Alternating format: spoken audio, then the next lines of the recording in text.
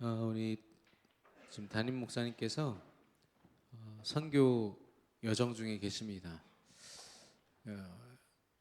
여러 이렇게 지역을 옮기시면서 계속해서 구체적으로 일정이 여러분이 이제 확인하셨겠지만 계속해서 지금 일정이 있거든요.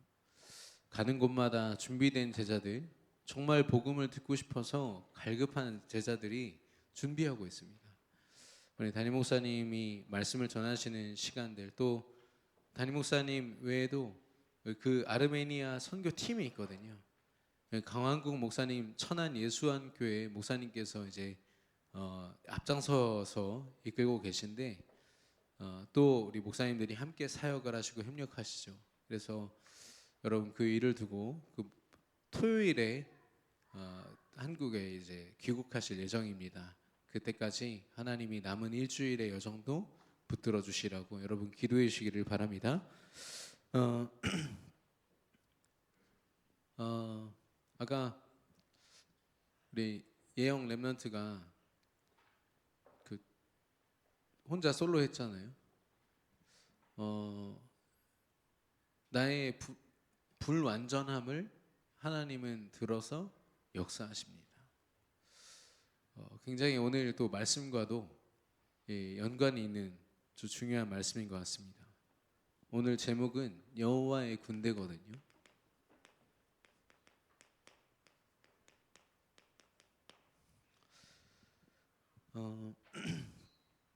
수요일에도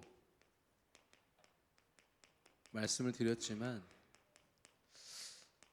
가장 중요한 것은 내가 누구냐라는 것입니다. 내가 누구냐 이 질문에 대한 그 답에 따라서 우리의 삶의 양식과 또 내가 만나는 모든 사건 문제를 내가 어떻게 대하는지 나의 태도 모습까지 다 바뀌는 거예요. 심지어는 그거에 따라서요 내 성격도 바뀌고요 내가 오늘 살아가는 기분, 분위기, 흐름 다 바뀝니다. 내가 누구냐에 따라서. 먼저는 내가 바라보는 내가 있죠. 내가 볼 수 있는 이 눈의 한계, 또 내가 느낄 수 있는 감각의 한계 속에서 보는 나가 있을 수 있고요. 또 세상이 말하는 내가 있습니다. 뭐 스펙을 보거나 아니면 내가 얼만큼을 이루었는지 혹은 내 자녀들을 보기도 하고요. 그렇게 우리는 평가를 받고 있습니다. 근데 중요한 건 하나님이 주신 나가 있다는 거예요. 하나님이 보시는 나의 모습이 있다는 겁니다. 어떻게 발견하느냐? 나는요, 이 믿음의 망대 대신 하나님 안에서 발견하는 겁니다. 내게 예수 그리스도 언약으로 구원하시고 지금 나와 함께 하시는 그 하나님, 그 임마누엘의 축복 속에서 나를 보면 세상을 보는 눈과 이 감각이 바뀝니다. 전 계속해서 지금 전도자들 통해서 그 고백을 듣고 있거든요. 잠시 묵상하고 이 말씀을 정리했을 뿐인데 그 말씀 속에 있는 나의 삶이 24시간이 너무 귀한 거예요. 특별한 일을 했냐? 그렇지도 않아요. 그냥 일상을 사는데 나의 삶이 하나님 안에 너무 귀하고 감사하고 존귀하고. 두 번째는 우리가 감당하고 있는 일, 우리 렘넌트들은 학업이죠. 끊임없이 일어나는 사건과 만남, 이것이 하나님이 준비하신 여정 속에서 보여져야 돼요. 그렇지 않으면 다 내가 내 감정과 생각과 내 방법과 누구의 도움을 통해서라도 잘 벗어나야만 하는 문제투성이인 인생이 되는 거죠. 근데 참 위로가 되는 것은 성경에 있는 모든 인물들은 전부 문제 속에 있었습니다. 보통 심각한 문제가 아니죠. 노예로 팔려가고 감옥에 갇히고 나라를 잃어버리고 포로로 끌려가고 내시가 되고. 이게 지금 성경의 인물들이 다니엘과 요셉과 다윗의 얘기 아닙니까? 하나님이 준비하신 여정 속에서 이 일들을 만나면 하나님이 나를 위해서 내 세계복음화 가운데 주신 업이구나. 여러분 학업 야 공부 열심히 해야 돼 이렇게 잘못 들으면 열심히 하면 그래도 세계복음화 할 자격이 생기는 건가? 아니면 내가 이 업을 잘 감당하면 하나님이 기뻐하셔서 세계복음화를 조금 더 이루어 주실까? 여러분 혹시 그런 기대를 하고 계십니까? 완전히 틀린 생각이에요. 하나님이 세계복음화라는 걸 이미 준비하시고 우리 인생의 완성된 모습을 준비하시고 그 업을 우리에게 주신 줄로 믿습니다. 그럼 그 자리에서 우리는요 하나님이 주신 업, 하나님이 주신 학업 열심히 해야지. 시작점이 다른 거예요. 하다 보면 되는 게 아니라 되어 있기 때문에 할 수 있는 거예요. 사건과 만남도 마찬가지입니다. 참 억울한 일 많고 이번 주에 산불 나가지고 많은 분들이 또 이렇게 어렵고 좀 힘든 시간들을 보내셨다고 하는데 그런 사건들을 어떻게 우리가 다 막고 다 대처합니까? 우리 인생에 주어지는 시간들을요. 그렇기 때문에요 하나님이 준비하신 여정 속에서 보는 겁니다. 풍랑을 만났을 때 바울이 뭐라고 했습니까? 바울은 눈앞에 보여진 사건은 미친 광풍 유라굴라라는 광풍이 불어서 배가 뒤집히게 생겼지만 나는 지금 가이사 앞에 서야 된다. 하나님의 언약 이 여정 준비된 여정 속에서 보니까요 문제가 아닌 거예요. 당신들 머리 털끝 하나도 다치지 않을 거다라고 담대하게 얘기합니다. 재앙이 없어야 됩니까? 아니면 재앙 가운데서 정말로 하나님이 주신 눈으로 살아가야 됩니까? 그리고 우리에게 주어진 만남들이요. 그 갈등의 90%는 사람과의 갈등이라면서요. 그 갈등조차도 나 자신과의 갈등 아니면은 남과의 갈등. 다 사람의 문제예요. 근데 그 말은 뭐냐? 모든 답도 만남 속에서 있다는 겁니다. 누군가를 만났을 때 그 사람이 저 사람이 하나님이 만나게 하신 사람이구나. 우리 렘넌트의 고백이에요. 수업을 하는 교수님 뒤통수를 보는데 오늘 사모를 하고 죄송합니다. 뒤통수라 해서 뒷모습을 보는데 저분이 하나님이 나를 위해서 예비하신 분이구나. 수업을 듣는 태도가 바뀌어요. 단순히 그냥 억지로 하는 그런 긍정적인 마인드와는 차원이 다르죠. 하나님이 이 자리에 함께 하시고 그런 하나님께서 내게 만나게 하신 교수님. 비록 불신자이지만 이렇게 귀한 렘넌트인 나를 위해서 하나님이 세우신 교수님. 그리고 학우들. 공부하는 태도 자체가 바뀌는 겁니다. 그러면 우리의 평생은 어떻습니까? 사실 일생입니다. 딱 한 번의 삶이에요. 이걸 하나님이 이끄시는 성령의 이정표를 따라 볼 때 우리는 우리 평생을 제대로 볼 수 있습니다.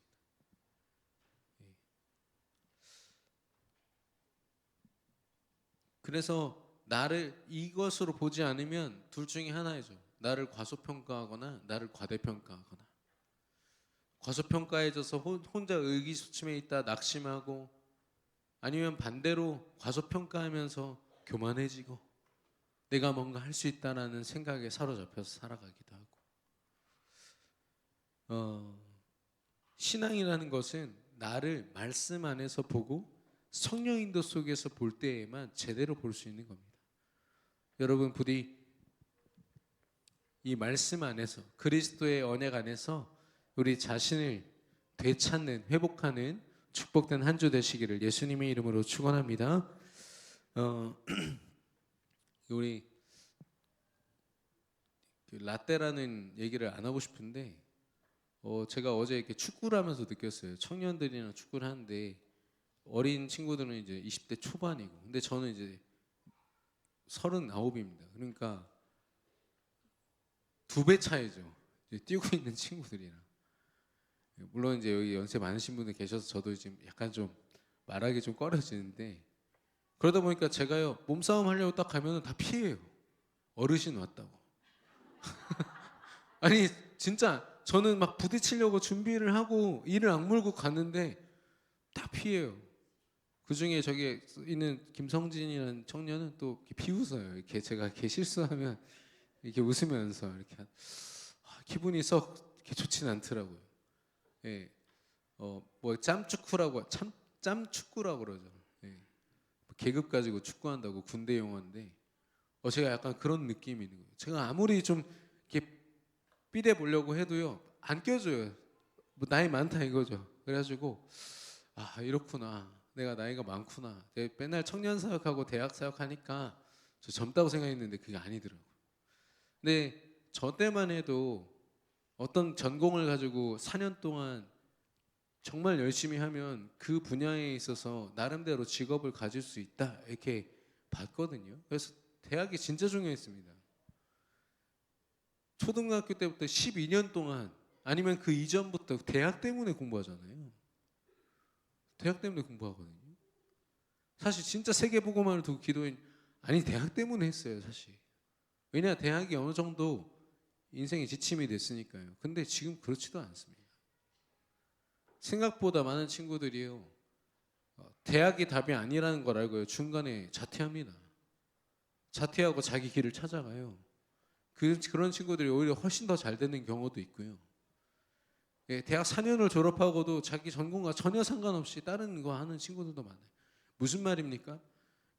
내가 어떤 목표를 두고 아무리 달려가도요 그 목표대로 이룰 수 없는 시대가 됐다니까요. 미래를요 내가 보고 싶은 대로 볼 수 없는 시대가 됐어요.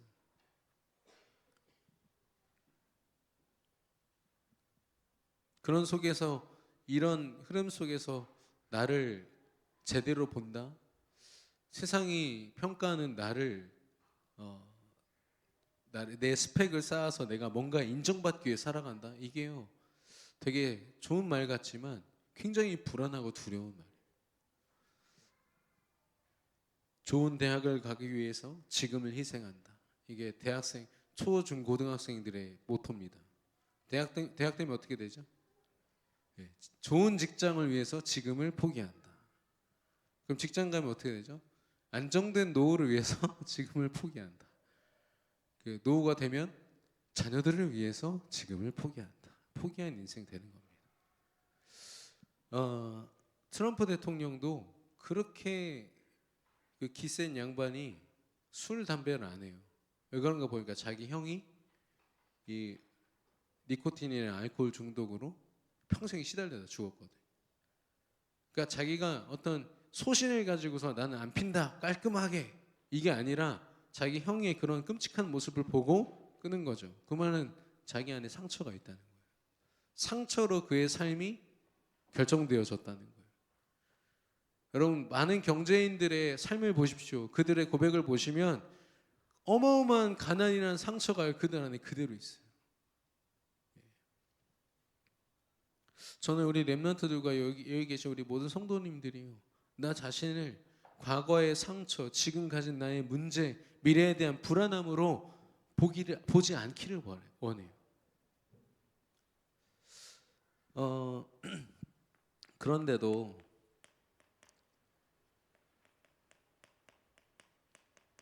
우리의 시선은 눈에 보이지 않는 영적인 사실보다는 당장 보이는 현실에 머물러 있을 때가 많죠. 오늘 본문에 보니까 430년이라고 했습니다.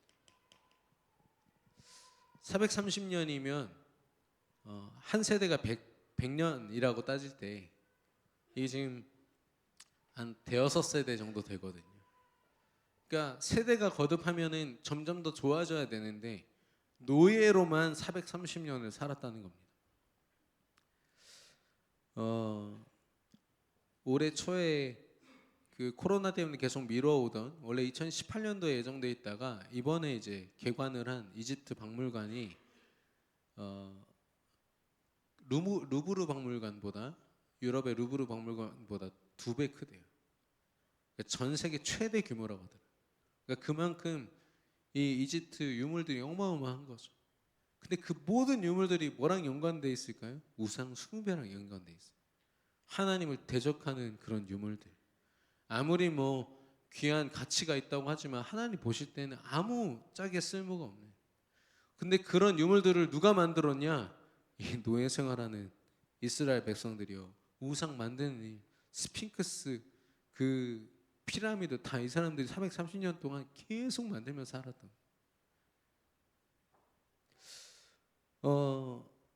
그러다 보니까 그들의 모습이 어떻겠습니까?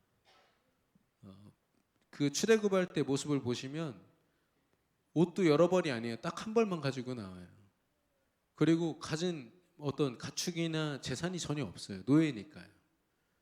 그리고 노예로 살면서 뭐 엄청난 조직력을 가지고 나라의 기틀을 가졌겠습니까? 이스라엘이란 이름만 있지, 유대민이라는 그런 종족 이름만 있지 사실 가축이 아무것도 없어요. 얼마나 형편없고 오합지졸이겠습니까? 거기다가 430년 노예 생활하면서 성경이 말하는 창세기 3장 하나님 떠는 문제가 그대로 그들에게 각인되어 있어요. 자기도 모르는 순간에요. 광야 생활 중에 나오잖아요. 어려움만 만나면 그냥 하나님을 원망해 버려요. 광야 생활의 주인은 하나님이시거든요. 광야의 핵심은요, 하나님이 살아계셔서 지금 내게 역사하신다거든요.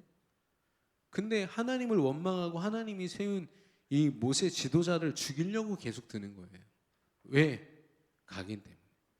하나님을 대적하는 우상 문화가 깊이 각인되어 있으니까요. 그리고 모든 삶으로 깊이 뿌리 내려져 있어요.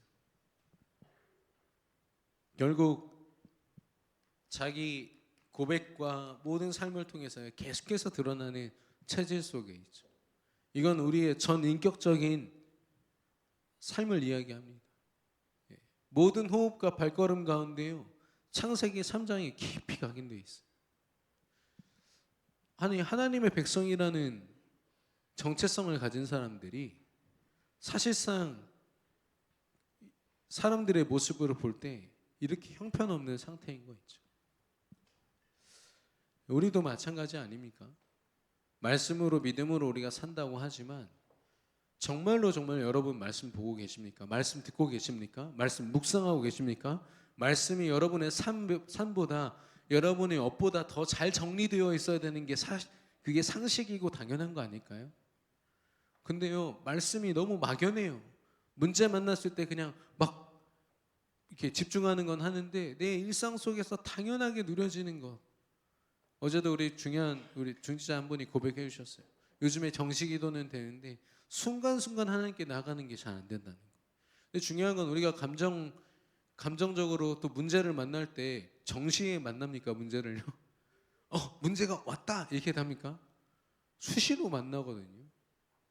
하나님을요, 수시로 무시로 누릴 수 있는 시스템이 우리 안에 다 있어야 됩니다. 근데 제가 보니까 저를 보니까 너무 막연한 거예요.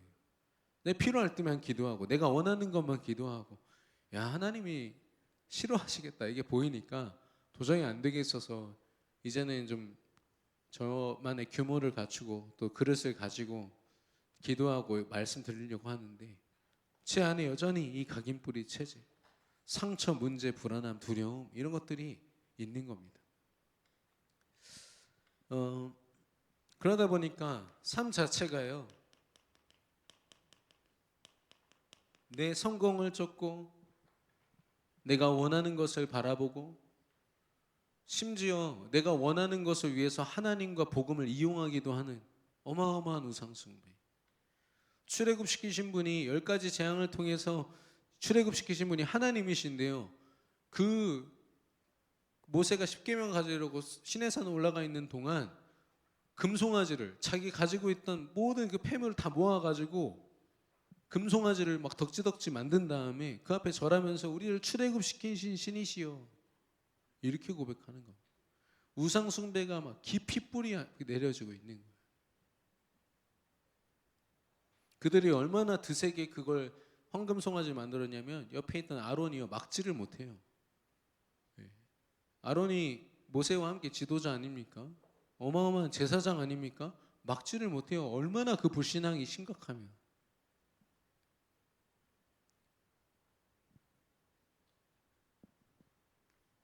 그러다 보니까 그들의 감각과 또 고백하는 모든 부분들이요 다 불신앙인 거예요. 현실에 대해. 우상숭배는 뭡니까? 노예근성. 자기가 사단의 노예요, 세상의 노예였다는 걸 그대로 가지고 살아가고 고백하는 거죠.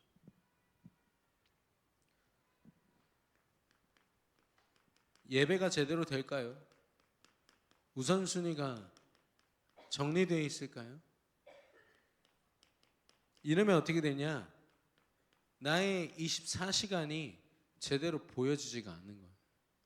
사실 하루하루의 삶이 하나님 앞에서 너무너무 귀하게 허락된 이 삶이 보여지지가 않는 거죠. 이 속에서 내가 누구다? 말할 수 있겠습니까? 좀 이스라엘 백성들 같은 경우는 이 노예 생활하면서 깊이 각인된 노예 근성이나 이런 불신앙들이 있어요. 물론 이 자리에 계신 성도님들은 이 정도는 아닐 거라고 믿습니다. 그러나 우리 안에 여전한 창세기 3장이 있어요. 이제 죄성이라고도 하는데 근본 문제는 해결됐습니다. 우리는 천국 백성입니다. 정체성은 완전히 하나님께 속해 있어요. 이들과 같이요. 그러나 우리의 삶과 우리의 삶의 양식이 나를 바라보는 나의 시선이 여전히 현실에 머물러 있어요. 돈이 없구나, 뭐가 아직 안 되는구나. 근데 그걸 누가 고스란히 물려받냐면 우리 렘넌트들, 후대들. 또 저와 여러분을 통해서 사실 믿음의 제자로 커야 되는 그 사람들이요. 알고 보니까 믿음이 없네. 이렇게 되는 거죠. 아까 우리 방송국장님과 잠깐 대화 나눴는데 우리 교회 유튜브 이렇게 메시지 시청하는 시간이 있잖아요. 작년부터 해가지고 많은 성도님들이 좀 이렇게 교회 나가셨습니다. 또 하나님이 또 많은 분들을 보내고 또 함께하게 하셨지만 저는 뭐 그것 때문에 막 크게 아프거나 뭐 그러지는 않았고 좀 많이 아쉽긴 하더라고요. 근데 중요한 건 메시지 보는 시간이 하나도 안 바뀌었어요. 무슨 말인지 아십니까? 저는 물론 이게 뭐 정확하게 이렇게 보려면 더 자세하게 봐야겠지만 메시지 보시는 분들은 보는 거죠. 안 봤던 사람은 안 보는 겁니다. 지금 이해가 되십니까? 이걸 유의미한 통계로 저는 보고 있는데 보시는 성도님들은요 흔들릴 수가 없어요. 말씀 속에 있는 분들은 흔들릴 수가 없다니까요. 우리가 사람 따라왔습니까? 우리가 뭐 다른 어떤 다른 거 따라왔습니까? 오직 그리스도의 흐름 따라왔거든요. 저는 목사든 어떤 누구든 간에 이 복음 앞에 서지 않으면 아무리 휘황찬란한 과거를 가지고 엄청난 사역을 했어도 하나님 치시면 끝입니다. 네, 겸손하게 하나님 말씀 앞에 서야죠. 전 누구든 마찬가지라고 생각해요. 하나님의 법이 세상 어떤 법보다도 훨씬 더 무섭고 두렵습니다. 저는요. 그래서 하나님 앞에 어쨌든 기도하면서 인도받으려고 하는데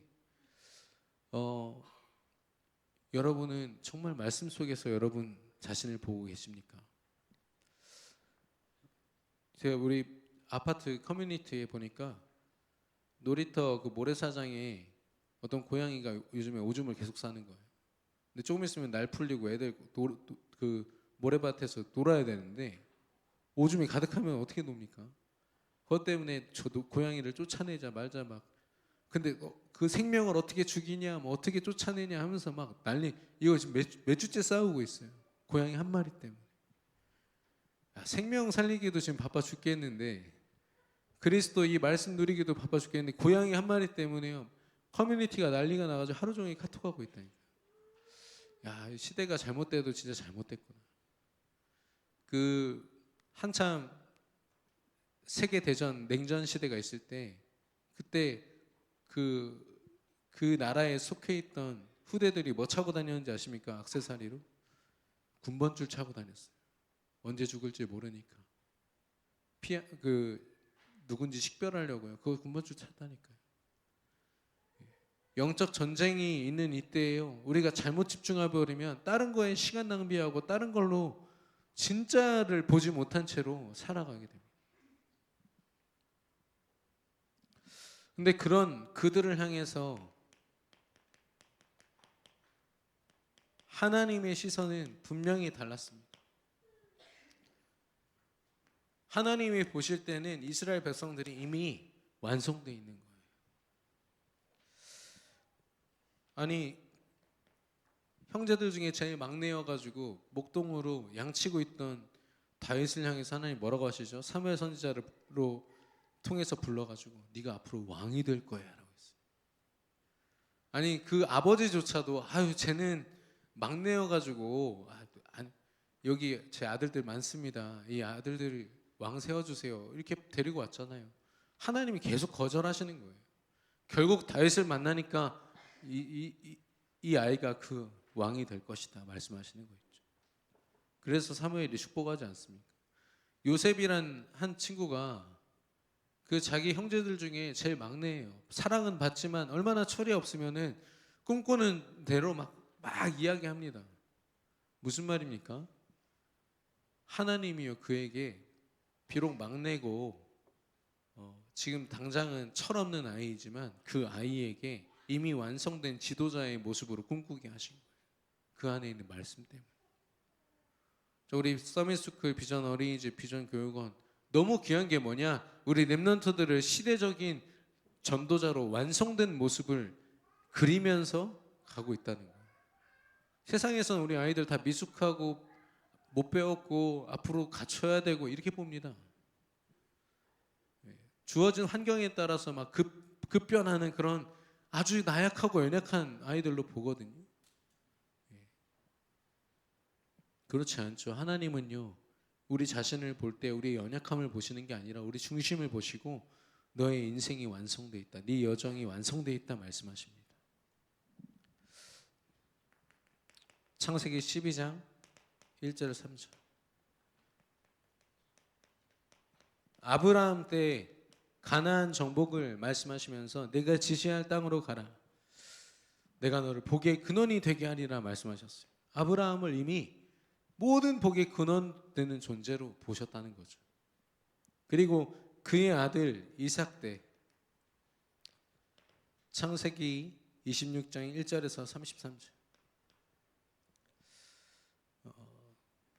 그에게 있어서 경제의 축복을 주시는데 한 해 농사에서 100배의 축복, 그리고 샘의 근원의 축복, 경제의 모든 응답을 그에게 주셨고요. 또 창세기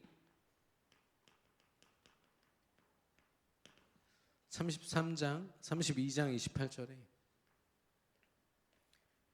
평생을 인본주의 쓰면서 고생했던 야곱에게 뭐라고 말씀하시죠? 이제는 네 이름을 더 이상 야곱이라 할 것이 아니라 치사한 자, 약삭 빠른 자가 아니라 너는 하나님을 상대로 이긴 자니라. 그게 이스라엘이라는 단어의 뜻입니다. 무슨 말입니까? 하나님을 이겼다는 게 아니라 하나님이 축복하실 수밖에 없는 자라는 거예요.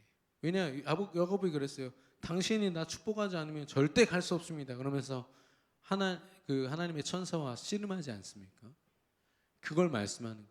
내가 너를 축복할 수밖에 없다.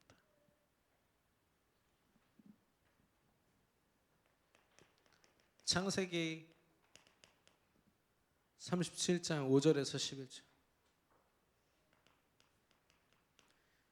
요셉에게 하나님께서 아버지 야곱을 통해서 언약을 주시고 언약 속에서의 꿈을 꾸게 하시죠. 그리고 그 꿈이 그대로 성취됩니다.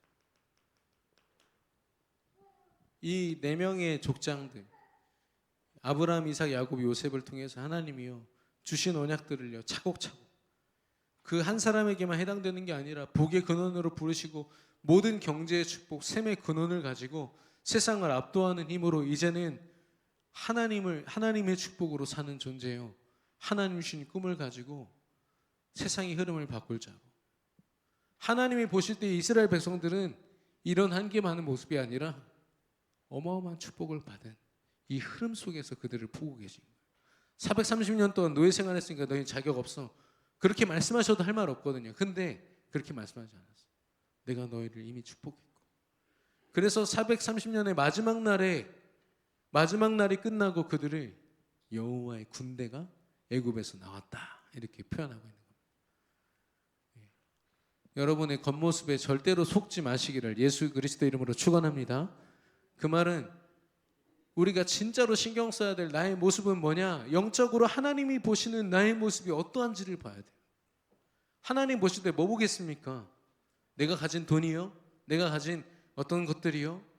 아니요. 중심을 보신다고 했거든. 내 안에 말씀이 있냐? 내가 그 말씀 가지고 기도하고 있냐? 하나님 보실 때 그거밖에 없어요.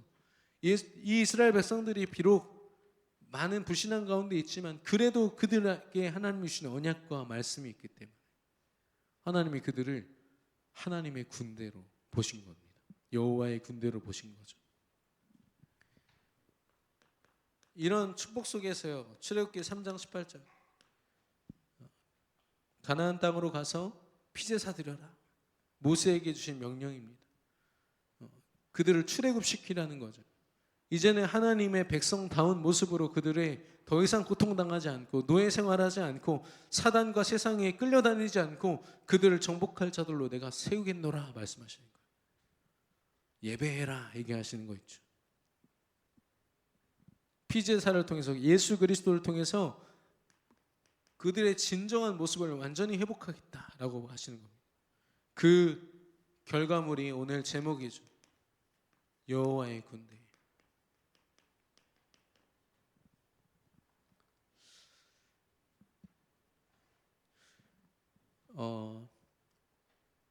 우리가 하고 있는 이런 믿음의 신앙의 모습들이요. 사실 하나님이 안 계시고 또 사단이라는 존재가 없으면 다 헛짓입니다. 근데 분명히 있거든요.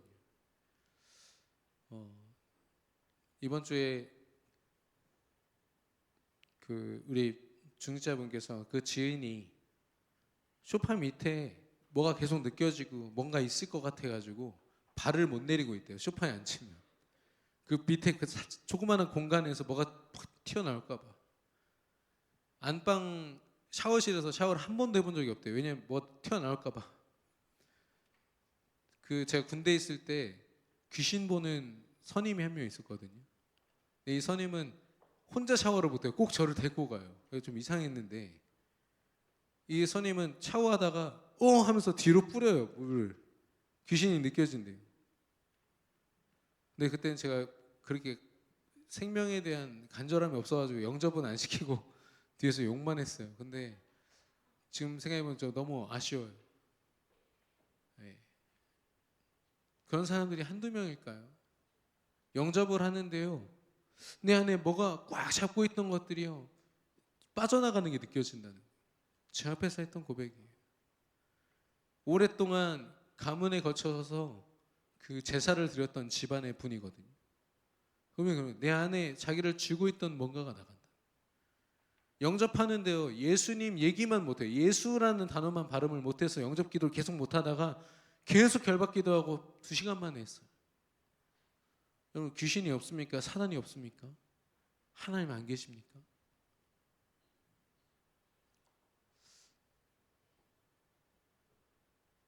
아니 어떤 이 동네에 보니까 아파트 엄청 새로 건축 많이 하더라고요. 어떤 교회에서 크게 현수막을 만들었어요. 누구누구 아파트 입주민을 환영합니다 라고 해놨어요. 뭐 상권이 이렇게 있어가지고 가까운 교회로 오면은 그들이 제자입니까? 물론 그런 성도들도 너무너무 귀한 성도들이죠. 근데 우리 교회 지금 출석하고 있는 청년 중에는 GOP에서 근무하는 청년도 있어요. 왜 그럴까요? 천안에서 오는 자매도 있고요. 세종 끝자락에서 오는 청년들도 있어요. 우리 교회는 특히나 또 많은 이렇게 멀리서 오시는 분들이 많이 계신 것 같아요. 왜 그럴까요? 말씀 안에 있는 이 정체성, 하나님이 보시는 나, 이걸 알고 있기 때문입니다.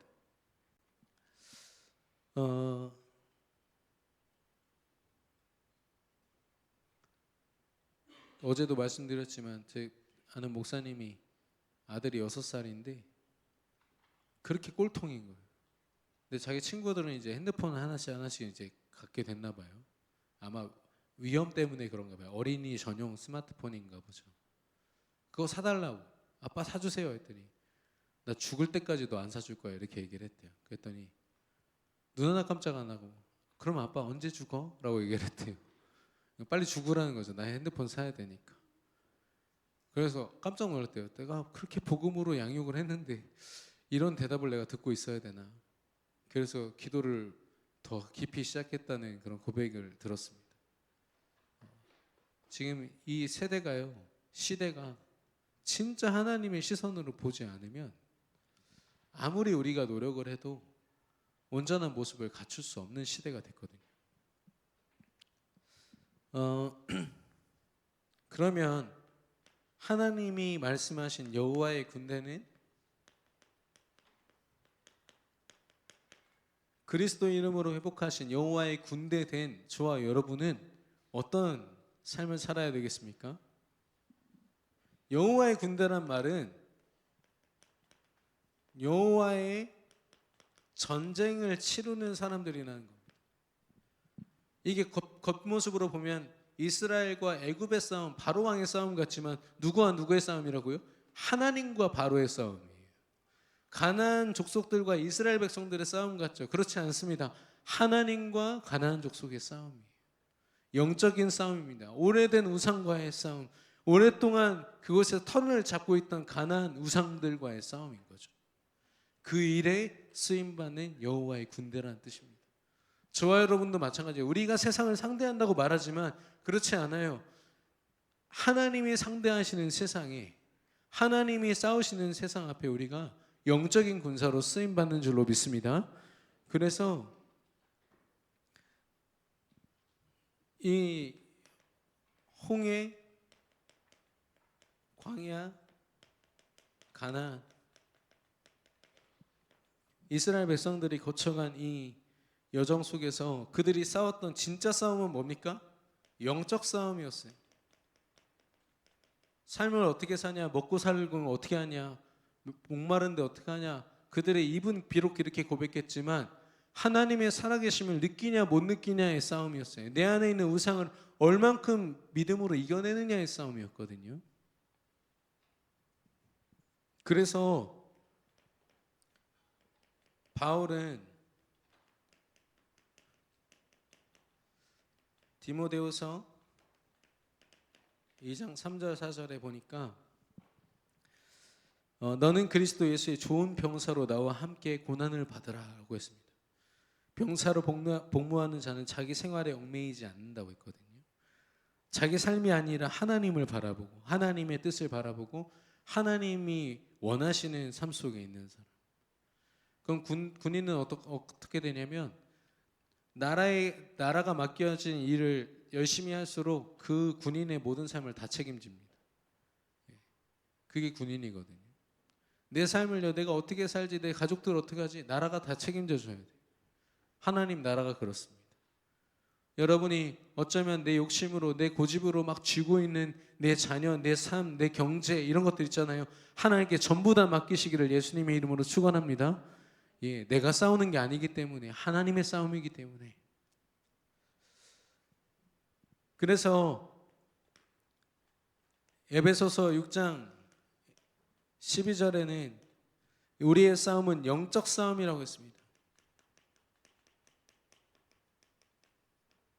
그래서 영적으로 전신갑주를 입으라고 했거든요. 나의 온 몸, 모든 전 인격으로 하나님이신 무기를 장착하고요, 사단으로부터 지키는 겁니다. 불신앙으로부터 지키는 겁니다.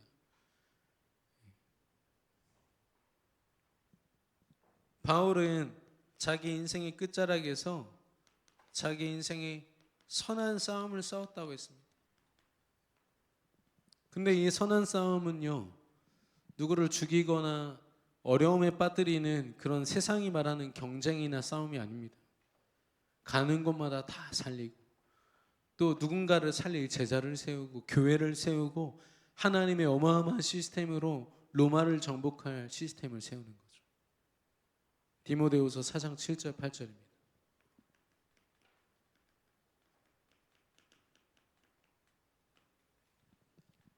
그래서 여호와의 군대된 저와 여러분은 이 많은 어려움이 예상되는 우리의 여정 속에서요, 영적 싸움을 싸우고 승리하실 뿐 아니라 좋은 병사로 우리의 삶에 매이지 않고 오히려 더 하나님을 바라보고 하나님을 의지하고 하나님 안에 내가 얼마나 존귀한지를 깨달아서 정말 영적 싸움과 하나님의 선한 싸움으로 마음껏 전도자의 삶으로 내 삶이 결단되고 드려지는 우리 모든 세계비전교회 성도님들 되시기를 예수님의 이름으로 축원합니다.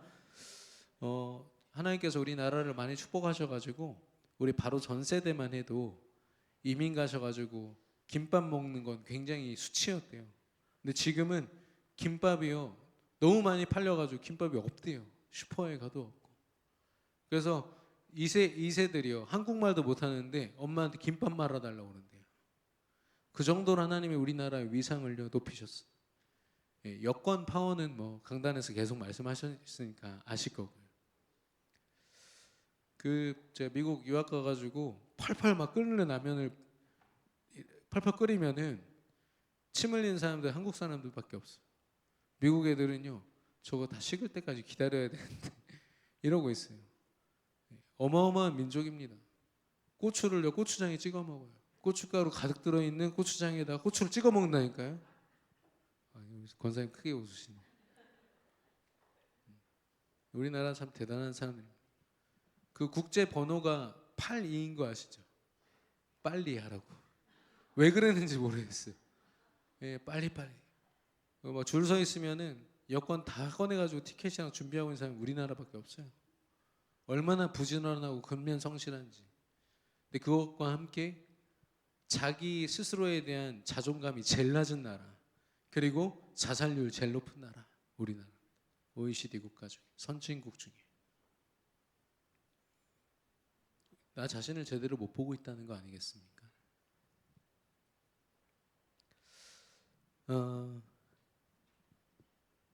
우리의 시선으로 우리 자신을 보기보다, 우리의 오랜 불신앙으로 나를 보기보다 하나님이 나를 보시는 그 눈으로 우리 자신을 보고 우리 삶을, 우리 하루하루의 삶을 귀하게 여기는 우리 모든 성도님들 되시길 예수님의 이름으로 축원합니다.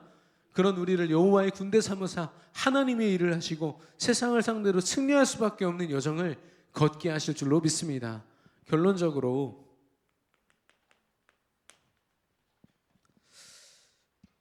가나안 정복을 위해서 우리 이스라엘 백성들에게 주신 것이 있습니다. 첫 번째가 유월절 체험입니다. 유월절 체험은 뭡니까? 어린 양의 피를 문설주에 발랐을 때 어떻게 바르고 어떤 믿음으로 발랐든 상관없이 바르기만 하면 죽음이 넘어갔어요. 죽음을 이겼다고 했습니다. 재앙을 막았다고 했어요. 예수 그리스도 믿고 하나님 자녀된 저와 여러분을 통해서 이 시대의 재앙을 막게 될 줄로 믿습니다. 이미 가문의 저주 재앙은 다 끊어졌어요. 이제는 우리가 현장으로 파고들어서요, 나의 업과 현장 만남 속에 그들의 삶을 좀먹고 있는 이 사단을 꺾고 이 시대에 우리 후대들을 틈타고 있는 모든 흑암의 권세와 경제와 흐름을 끊는 겁니다.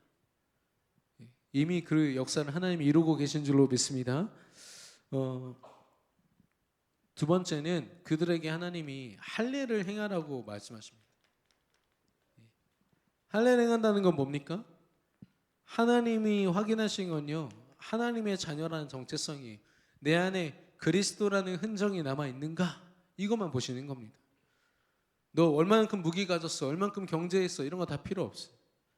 보니까요, 출애굽할 때 이 바로 왕이 자기 아들이 죽잖아요. 그러니까 그 밤에 불러가지고 야 빨리 나가, 빨리 나가, 필요한 거 있으면 다 갖고 나가. 그래서 막 어마어마한 가축들을 데리고 재산 다 갖고 갑니다. 폐물 같은 거 가지고.